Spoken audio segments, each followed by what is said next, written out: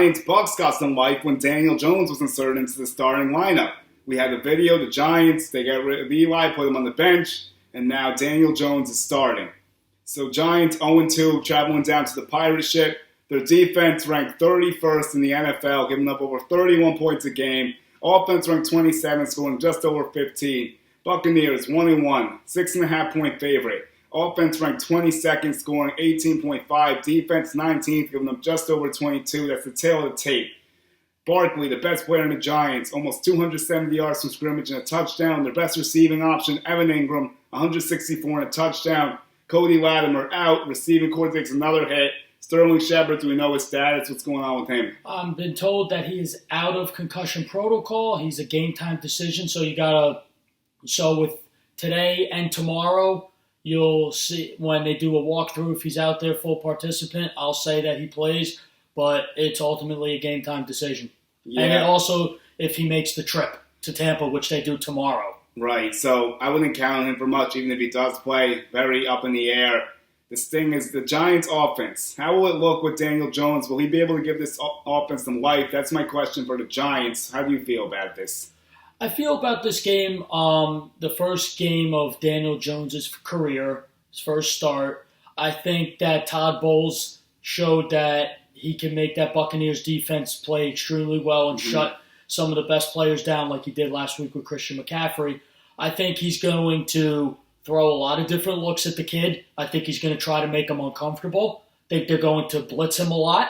They're going to try to confuse him with disguising coverages and blitzes and all that kinds of stuff. It's going to be a tough challenge for Daniel Jones. And also another thing is all he has to work with, in my opinion, is Barkley and Ingram. He doesn't have a plethora of weapons. No. So in a way, it's a tall order. It really is.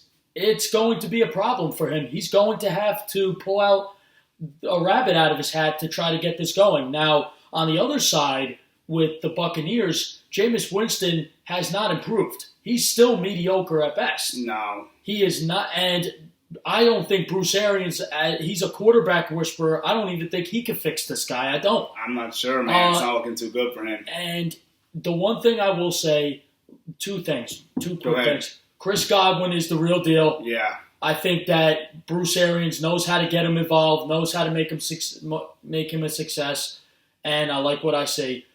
And Mike Evans has got to get involved more. They got to get the ball to him. I guess. And O.J. Howard, you can't just bring that guy in there to sit around, to just sit over the middle.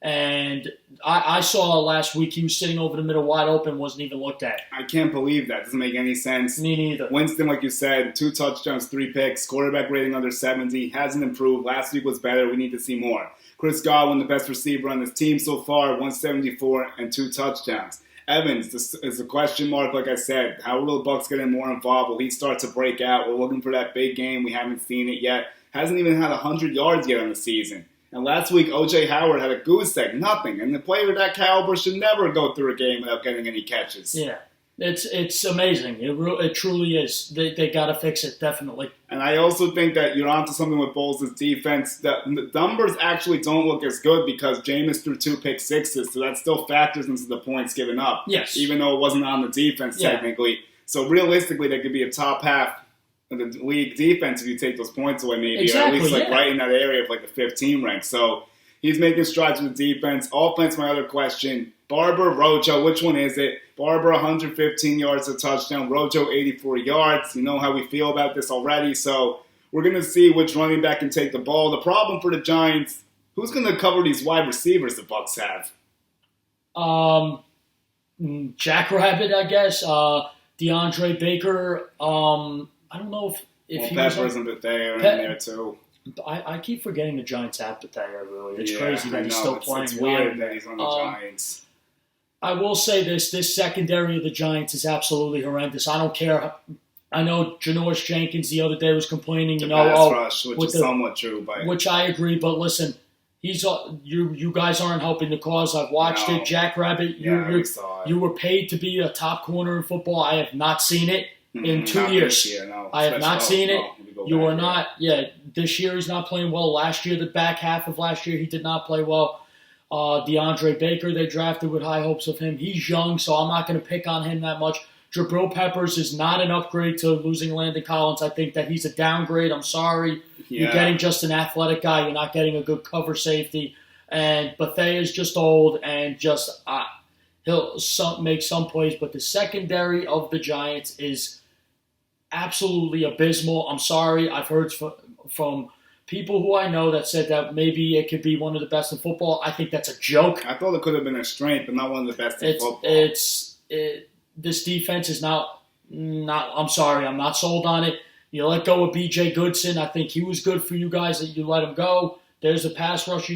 He's gone. He's with the Packers now. Vernon, obviously, you talked about at length with this. Olivier Vernon. I think the Giants have made a lot of questionable decisions. That are leading to this point of what we're seeing now. That you're going to – you're setting – it's another thing. You're setting all these guys up to fail. Yeah, there's so many things I could question. Like, first of all, you don't get any compensation for Landon Collins to let him walk in free agency when you could have traded him. There's one thing.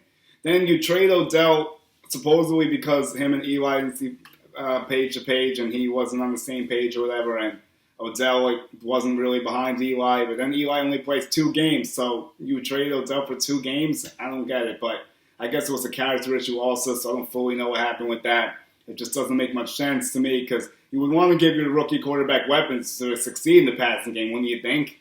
Absolutely. They took away one of the best receivers in football. I think Daniel Jones and Odell Beckham would have been a lethal it would have been a lot better than what you're seeing now, that's for sure. Absolutely. Also, the third thing is, Eli Manning, you waste $17 million for 2 games. You could have just let him walk. They had the option to let him go, and they could have saved $17 million to get some help on that defense, which they desperately need.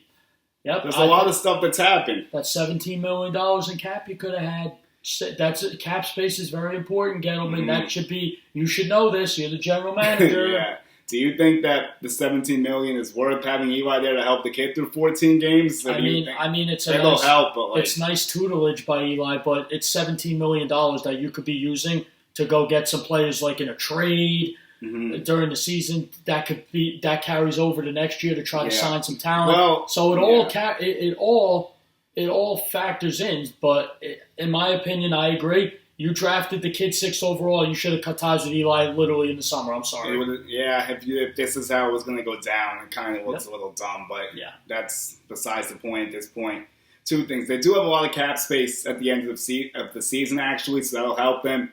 And I don't really know if they're in the position to be giving up assets to make trades, but that's also besides the point a little bit. Score prediction, what do we think? I'm going to go with Buccaneers 24, Giants 20. So you think the Giants covered it? I do. Okay. I could see this going a couple of ways. I kind of feel a little similar about this. But will I pull the upset card? You know what? Let's pull the upset card. I got one in the bag already, so I'm going to see if I can get another one somehow. I'm going to say Giants 27, Bucs 26. Oh, Giants okay. win a nail biter. It's going to have to be high scoring because the defense can't stop anyone. So I'm going to say the Giants with Daniel Jones, they win their first game, everything looks good, but then they'll come crashing back down to earth after that. Yeah, we'll see. We'll definitely see what happens. So for this game, that's all we got time for. I'm Julian Gallardi. I'm Bobby Thompson. And keep up with us for our previews. Follow, like, subscribe, sponsor. We got Ravens, Chiefs, we got Rams, Browns, and we have the full rundown as well on the podcast. So you know where to get us at.